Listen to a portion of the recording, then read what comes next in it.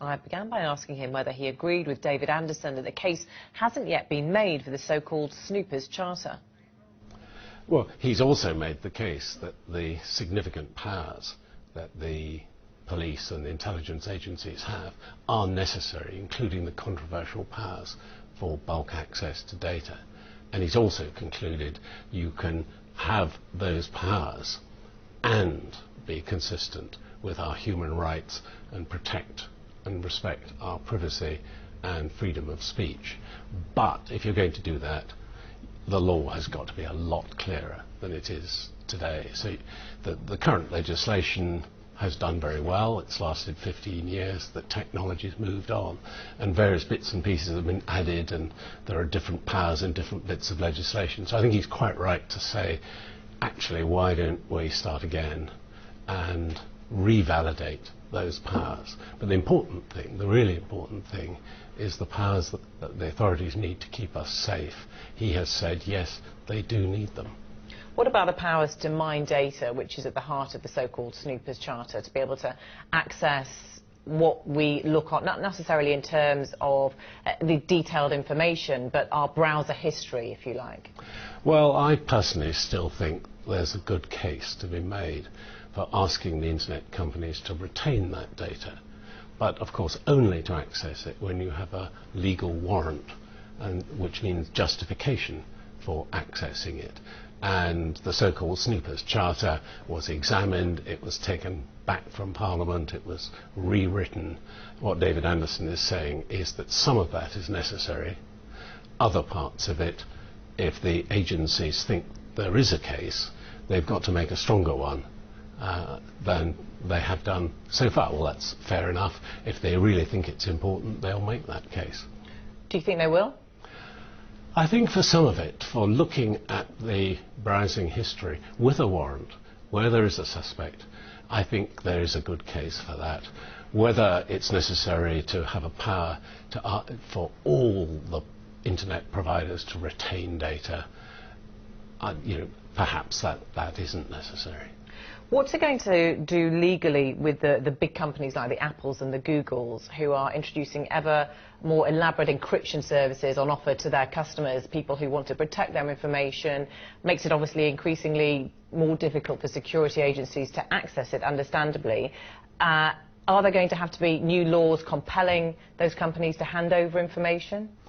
Well, when I've talked to the companies, the line I've had from them is that they want to be responsible citizens, they believe in good corporate governance.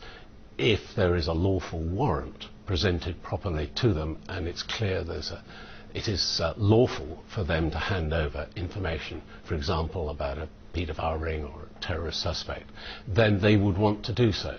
What has worried them up till now is sort of ambiguity about, well, are they actually authorised to do that? Is there a conflict between their duty if they're based in the United States law and the UK law? So that needs to be sorted out, and David Anderson obviously has looked at that and suggested some ideas. Yeah, he has said, hasn't he, in this report, that there needs to be a culture internationally of agreement. How hard is that going to be to achieve, though? I think it will be. It will be hard. There's a lot of suspicion around. The companies are very worried about their commercial reputations in the rest of the world and in places like China, if they're seen to be opening their doors to United States or British intelligence. But that's not the proposition. The proposition is that they should respond to legally authorised warrants, and I don't think that should be too difficult, but it will all need to be, when the temperature of all of this has calmed down, and Snowden unfortunately has raised the temperature and made the companies very nervous. When it's all calmed down, then I hope we'll get a good agreement.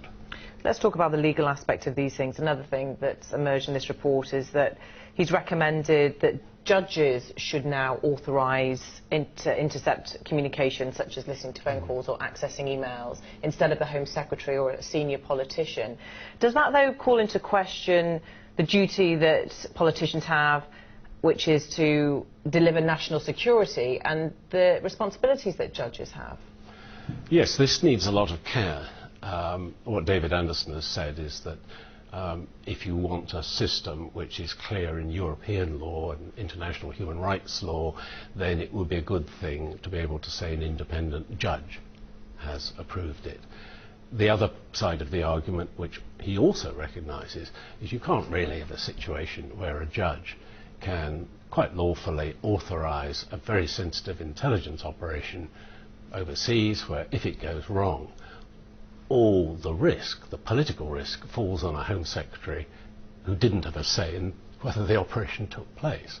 So somehow a scheme has got to be devised that perhaps has both.